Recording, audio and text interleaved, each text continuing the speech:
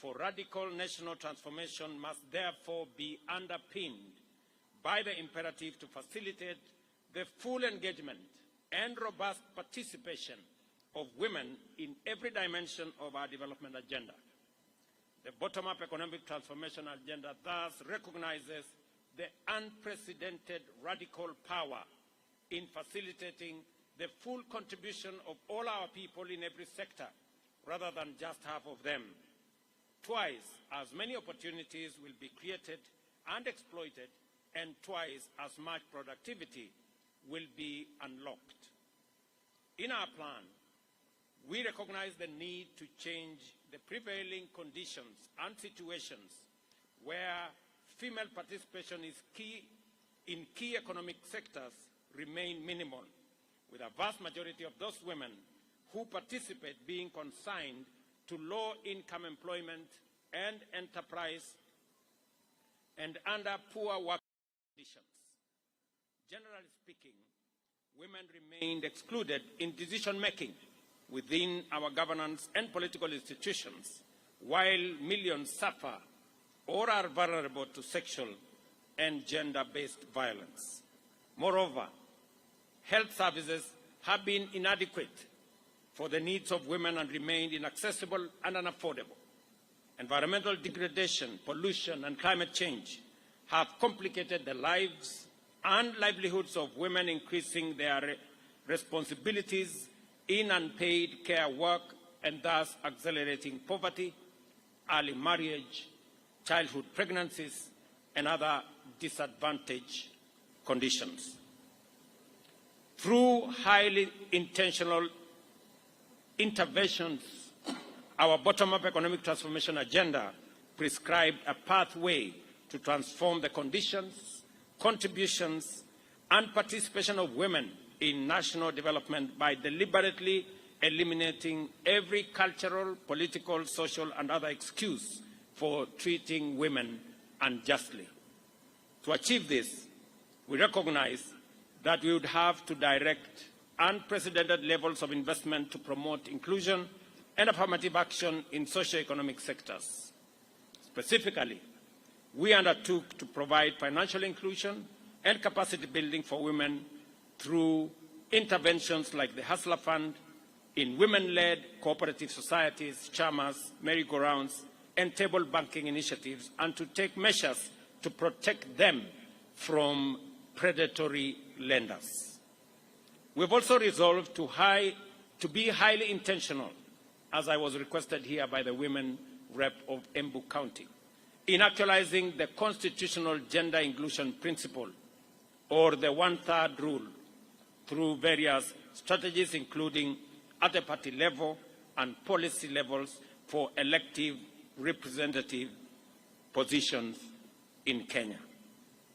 Our agenda also committed to confront the issue of violence against women more directly, including through the deployment of increased personnel at the gender desks in our police stations and enhanced funding for the anti-female genital mutilation campaign, as well as upholding the dignity of girls and women, especially in learning institutions, by providing menstrual hygiene products free of charge. The impact of this investment has been radically transformative. As I explained yesterday, during the launch of the G7 caucus strategy, women have remained consistent in the uptake of various financial inclusion funds. And at the same time, we have disbursed 942 million to 1.4 million women who are members of 53,000 women groups and that are already accessing affordable financial facilities through the Women Fund. I have asked the CS responsible for Women Enterprise Fund, Madams Aisha Jomo here, that we will do at least 3 things that must make women enterprise significant, different, and intentional. Number 1 is to eliminate the requirement for collateral when women are borrowing money from Women Enterprise Fund. Number 2, to reduce interest rate for women borrowing under Women Enterprise Fund to only 6%. And number 3, that we are going to enhance the money as the ministry works on eliminating and structuring the fund so that we can reach more women in Kenya. I also undertook yesterday that on the matter of the 2/3 gender rule, I am happy that members of parliament have now committed that the quest, the search for this solution on the 2/3 gender rule will be found this time round. Kwa hivyo nataka wamama wajue, vile tumesema, katiba ya Kenya inasema ya kwamba wamama wapatiwe nafasi sawa na wanaume katika uongozi wa taifa letu la Kenya. Na sababu hiyo tumekuwa tukijaribu kubadilisha katiba ndio kina mama wapate nafasi yao katika uongozi wa taifa letu la Kenya. Nataka niwaambie kina mama ya kwamba niliandika taarifa kwa bunge letu la Kenya kuwashawishi ya kwamba hii changamoto tumekuwa nayo, mambo ya katiba ambayo tulipitisha ya kuwapatia kina mama nafasi yao ya uongozi katika Kenya. Jameni, safari hii tuungane sote, kina mama pamoja na wanaume, kubadilisha sheria yetu ndio kina mama wapate nafasi yao ya uongozi katika taifa letu la Kenya. Mimi nataka niwatangazie wakina mama ya kwamba leo baadaye nitapokea taarifa kamili kutoka NADCO, na moja wapo ya sehemu muhimu zaidi katika hiyo taarifa ni mambo ya 2/3 gender rule, na tumeamua kama serikali na kama chama kuhakikisha kwamba bunge letu kupitia kwa parliamentary group and all the other structures that we have, ya kwamba tutapitisha jambo hilo na kina mama watachukua nafasi yao ya uongozi katika taifa letu la Kenya. Vile vile nataka niwatangazie kina mama hapa kwamba leo asubuhi, kwa sababu ya heshima ya kina mama wa taifa letu la Kenya, leo asubuhi nimewapatia kina mama 10 kuwa mabalozi wetu katika nchi mbalimbali ya dunia, na vile vile kuwapatia kina mama wengine 6 deputy ambassadors kama pia heshima ya siku hii ya International Women's Day. And I am saying this as part of the celebration of this International Women's Day in Embu. This morning, I have appointed 10 more women as ambassadors in different parts of the world, and another 6 deputy ambassadors in recognition of the contribution of women to the leadership of our nation. Vile vile, ningependa kuwaambia kina mama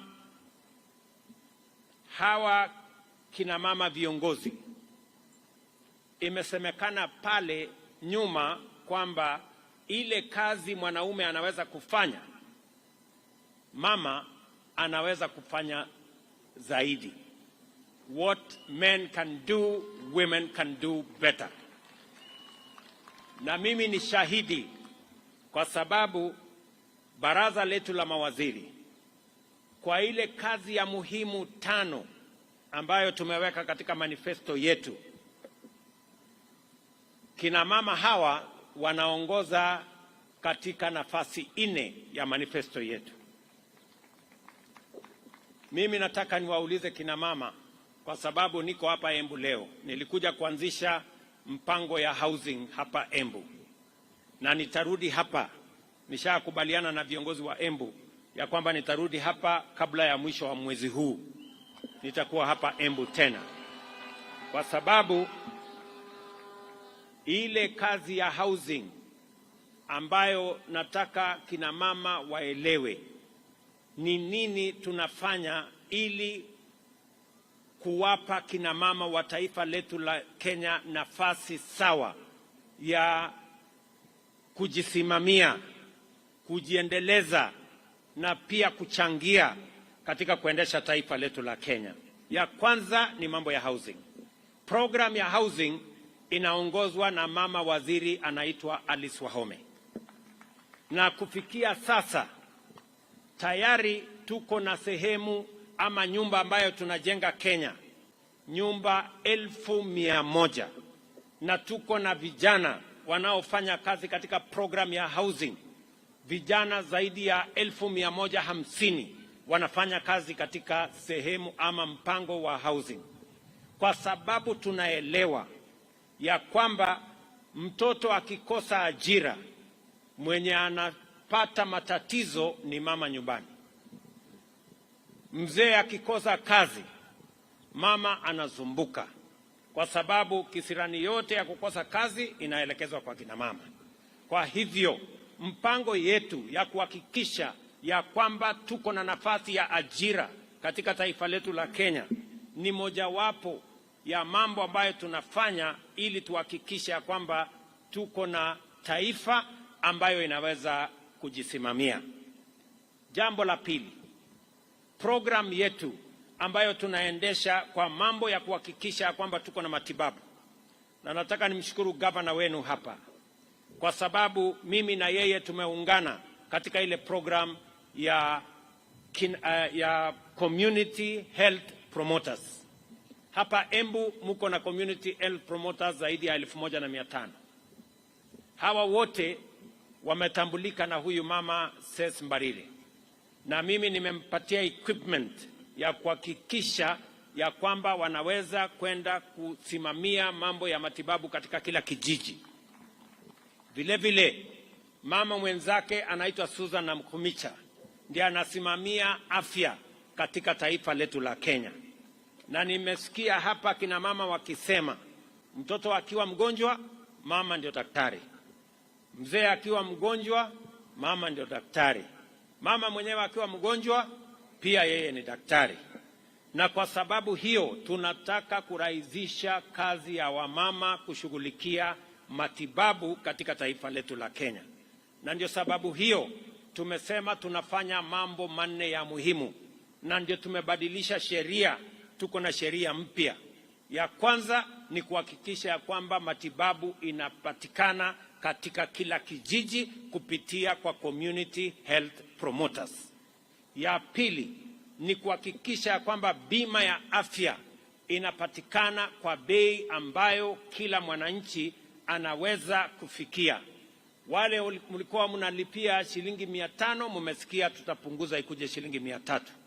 Na wale ambao hawana uwezo kabisa, kwa mara ya kwanza, wale ambao hawana hata hiyo 300, kwa mara ya kwanza tumesema tutawalipia kama serikali ya Kenya. Ndio kila Mkenya aweze kwenda hospitali, atibiwe na aende nyumbani bila ya kuulizwa pesa yeyote.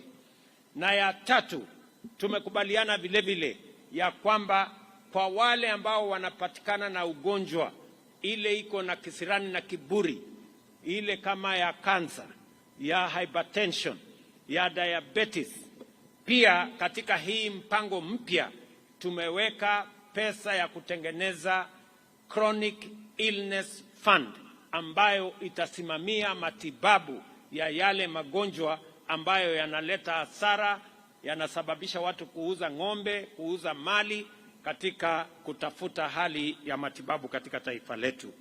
Mimi nataka niwaeleze kina mama wetu wa Kenya ya kwamba katika harakati hiyo yote tunataka kuhakikisha kwamba taifa letu, hasa kina mama, wanapata nafasi ya kutosha ya kusaidiwa, ili majukumu ambayo mumeeleza hapa. Nimesikia Cecily amesema majukumu yenu ni mingi. Naanza asubuhi, tayarisha watoto, tayarisha mzee, saa 6 jioni, hata amesema kuna kazi nyingine ya saa 6 ya usiku. Sasa hajatueleza hiyo saa ya saa 6 ya usiku ni gani. Na kama ni ile mimi ninajua, nataka niwaambie wazee pia, tafadhali mubadilishe style ndio wamama wasikuwe na kazi ngumu. Si ndio? Wanaelewa vile nimesema. So kwa sababu majukumu yenu ni mengi, mimi nataka tukubaliane vile tutasonga mbele kama taifa. Vile vile kina mama, kama hakuna chakula, mama ndio mwenye kuulizwa. Na ndio sababu hiyo pia katika mpango yetu tumesema kuzalisha chakula itakuwa kazi yetu ya kwanza na ya muhimu. Na mimi nataka niwashukuru wakulima, hasa kina mama, kwa sababu wengi wa wakulima ni kina mama. Mwaka huu kwa mapenzi ya Mungu tumeongeza chakula kwa sababu Mungu ametusaidia mvua, na tumekuwa mpango ya kuhakikisha kwamba mko na mbegu, na tumepunguza pia gharama ya mbolea. Mimi nataka niwaulize kina mama wa Kenya katika ghafla hii ya kwamba tena tumeweka mpango kamili ya kuzalisha chakula Kenya. Ndio kazi yenu ya kulisha familia zenu iwe kazi rahisi. Na ndio sababu hiyo tumeweka mpango kamili. Mwaka huu tutaongeza ile mbolea itapatikana hadi makunia milioni 6.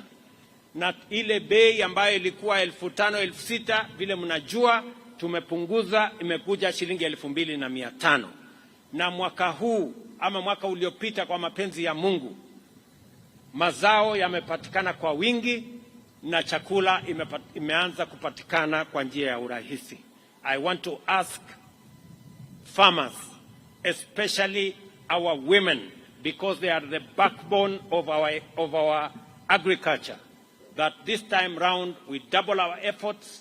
We have made arrangements on how we are going to ensure that our agriculture expands, our productivity expands.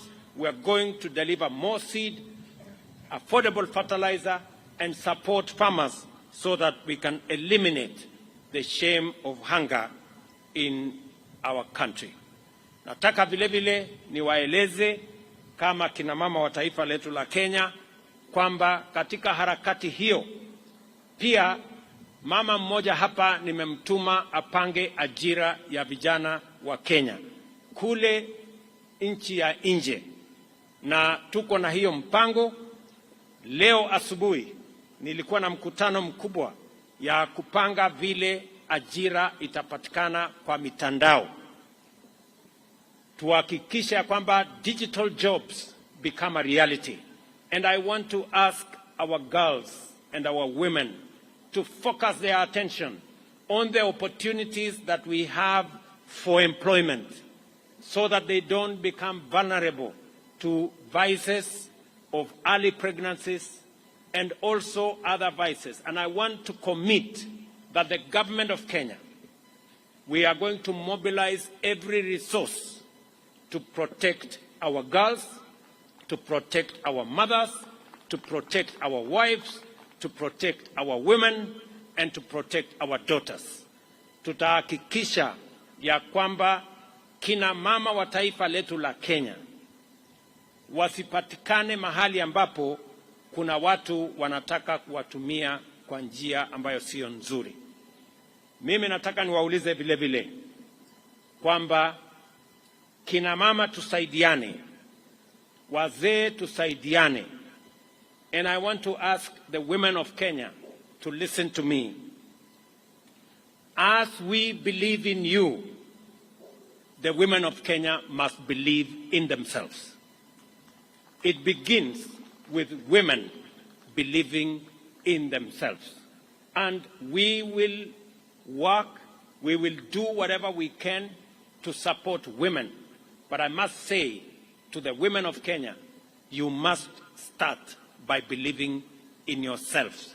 That way, you can make progress, and together we can make progress.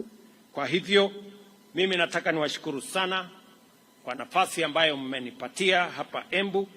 Mimi nataka mjue ya kwamba sisi wote, hasa viongozi hawa kina mama walio hapa leo, ambayo tunawaenzi, tunawapenda na tunawatambua, hawa magavana 7 ambao wamepatikana, mimi nataka niwaulize kina mama, kwa mapenzi ya Mungu tunataka katika awamu inayokuja ya 2027 tupate kina mama magavana 24 waweze kusimamia mambo ya maendeleo katika taifa letu la Kenya, kwa sababu ile kazi kina mama hawa magavana wanafanya imedhihirika wazi kwamba wanaweza kuendesha mambo ya kaunti kwa njia na taratibu inayofaa. Vile vile nimesikia vile gavana wenu wamesema hapa kwa mambo ya upishi ama mambo ya kutafuta vile tunaweza kupunguza mzigo wa kutafuta kuni na kufanya kazi hiyo ingine, mambo ya gas, mambo ya electricity. Mimi nitangaze hapa ya kwamba mwaka huu tumerudisha ile mpango ya last mile connectivity, kupeleka stima kwa manyumba ya wananchi. Mwaka huu katika taifa letu la Kenya tumeweka pesa bilioni 46 kuunganisha stima kwa nyumba 1560. Hapa Embu, we are going to run that program, and it is our intention to connect more households to electricity so that we can make it easier for women to be able to discharge their responsibilities, to have their homes in situations that are proper, and for us to work together as a community. Mimi nikirudi hapa Embu, nimesema mwezi huu tutakuja na mambo yenu ya stima, mambo yenu ya barabara, nimesikia kwa makini, mambo yenu ya maji, mambo yenu ya masoko. Vile mumesikia soko yenu ya hapa Embu town, pale nyuma ilichomeka ikapata matatizo. Mimi nataka niwaambie sasa tumeweka pesa ya kutosha, tutajenga soko hii hapa Embu town, na vile vile tutajenga soko ingine 8 hapa Embu County. Na hizo soko zinaanza vile mmesikia governor amesema inaanza kuanzia next week, na sio hapa Embu peke yake tunajenga soko. Mimi niliahidi mama mboga atafanya kazi mahali kuna heshima, mahali kuna stima, mahali kuna maji, na mmesikia hata kama umepata mtoto, hizi soko tunajenga unaweza kwenda na mtoto kazini. Kutakuwa na mahali mtoto anakaa, wewe ukiendesha na biashara yako. Kwa hivyo tunajenga soko mpya 500 katika taifa letu la Kenya, 8 zikiwa katika Embu County, kwa sababu it is a commitment we made to women, especially traders, especially women in the Republic of Kenya. Kwa hivyo tutashirikiana hivyo. Mimi nataka pia niwaulize kina mama, mkisikia tunaongea housing, nyumba ama boma ni ya mama ama ni ya mzee?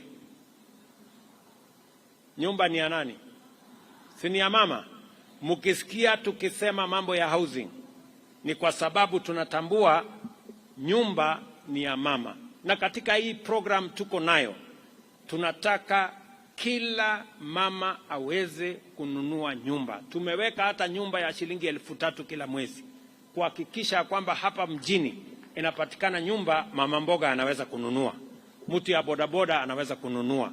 Pale nyuma ilikuwa lazima ukuwe tajiri, lazima ukuwe na kazi kubwa ndio uweze kununua nyumba.